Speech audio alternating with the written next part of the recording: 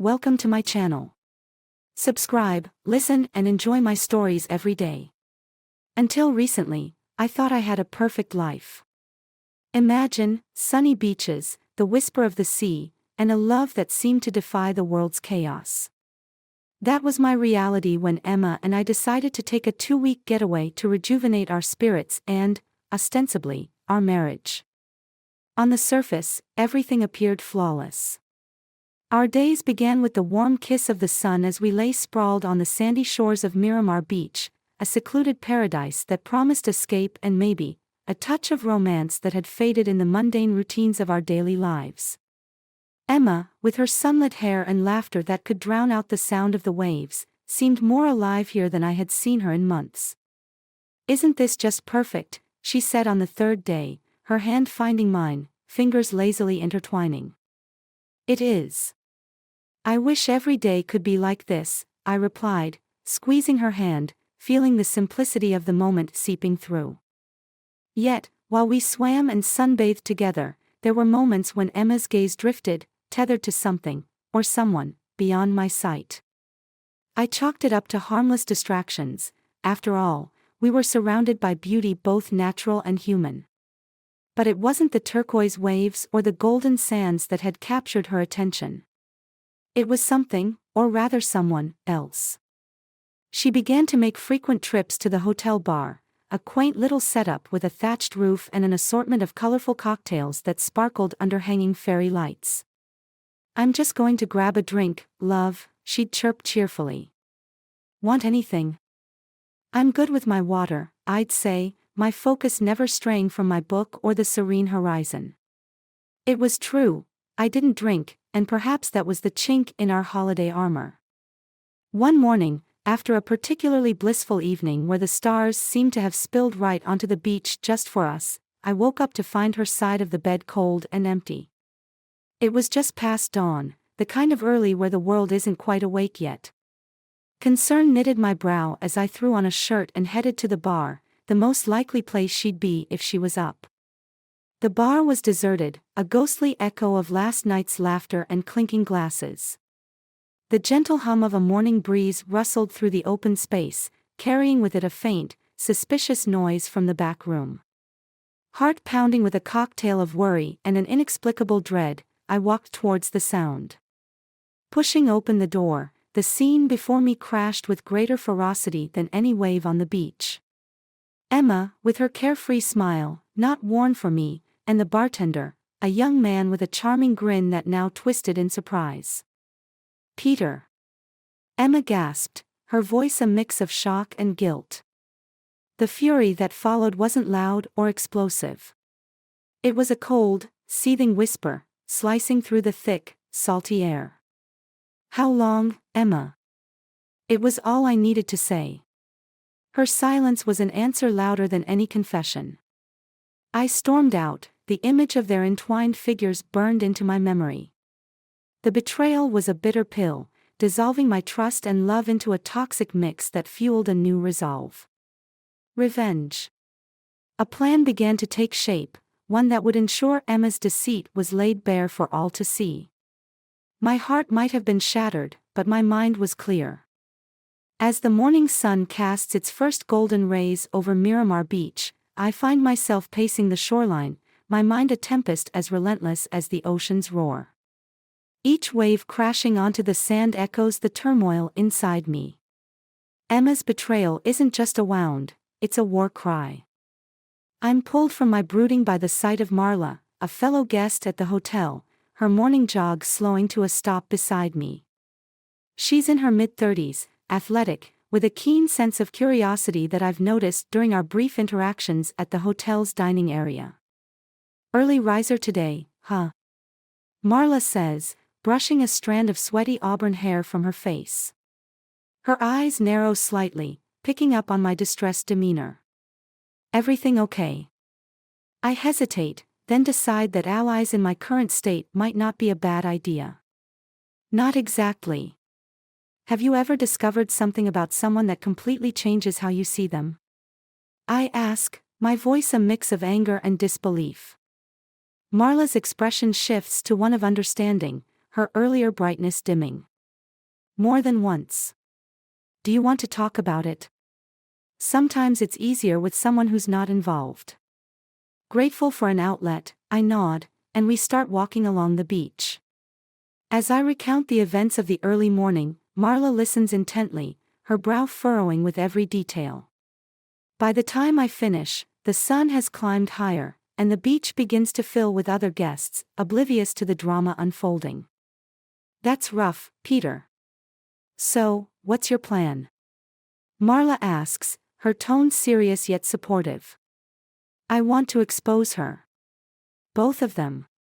I want everyone to know what they did, I reply, my resolve hardening. Marla nods, thoughtful.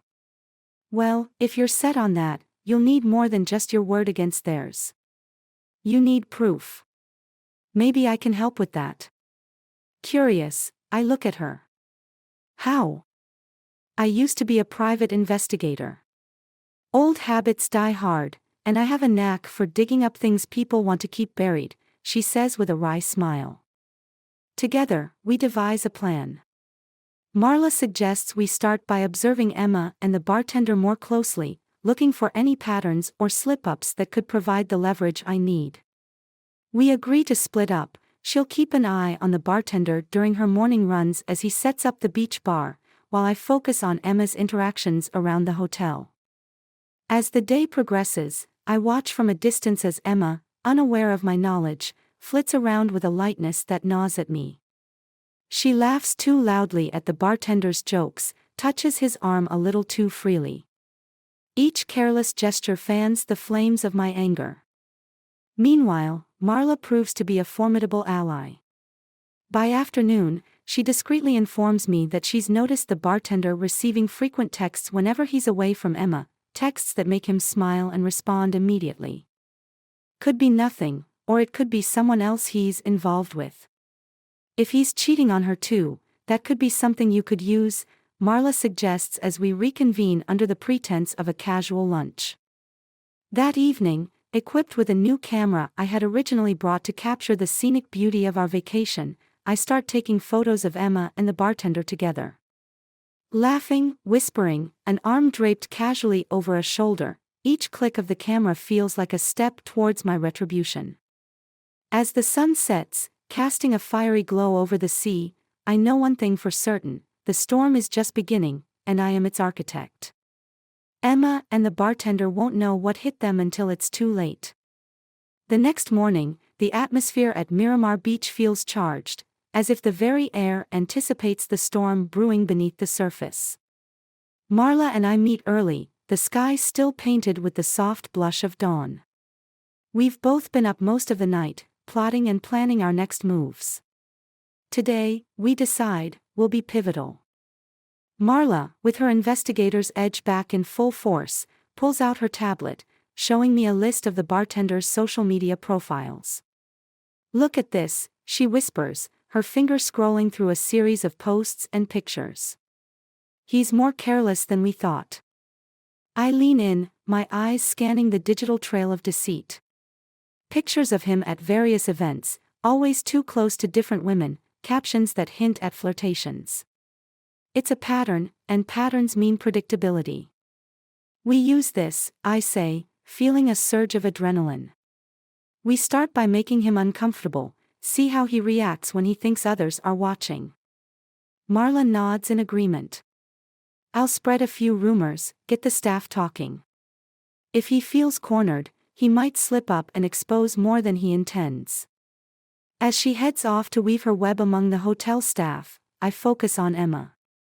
She's scheduled for a massage at the hotel spa this morning.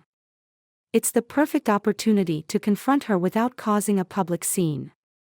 I find her walking alone towards the spa, her steps light, almost carefree. My heart clenches, but my resolve firms. I quicken my pace to catch up with her, reaching out to gently grasp her arm. She turns, surprise flickering across her features. Peter. You startled me, she says, a nervous laugh escaping her lips. We need to talk, Emma, I say firmly, guiding her to a nearby secluded bench. It's about us, about what I saw.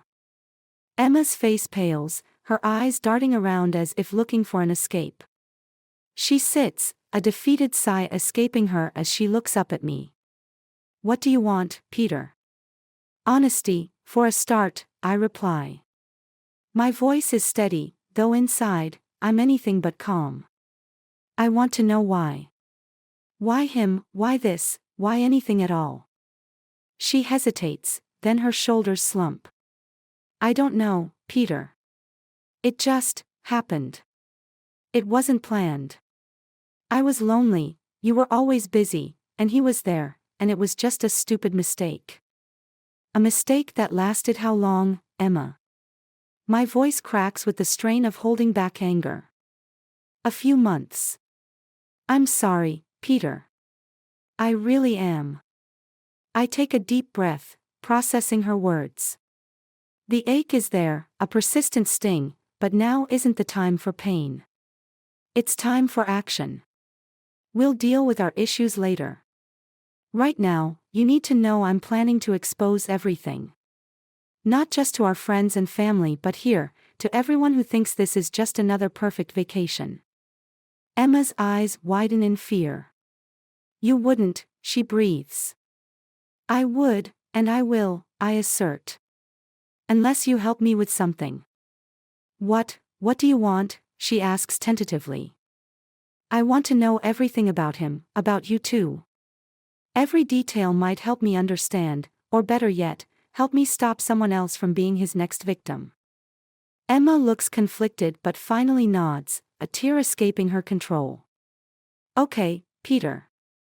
I'll tell you everything you want to know. As we talk, I record everything on my phone, hidden away from her sight. Every confession, every detail, I store away, a growing arsenal for the coming storm. I'm not just doing this for revenge anymore, it's about unearthing truths, no matter how painful. When we part ways, the sun is high, and the beach is alive with oblivious joy. Marla meets me with a knowing look. How did it go?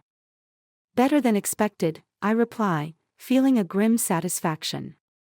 We start the next phase tonight. Are you ready? She nods, a fierce determination in her eyes. Let's bring the storm, Peter.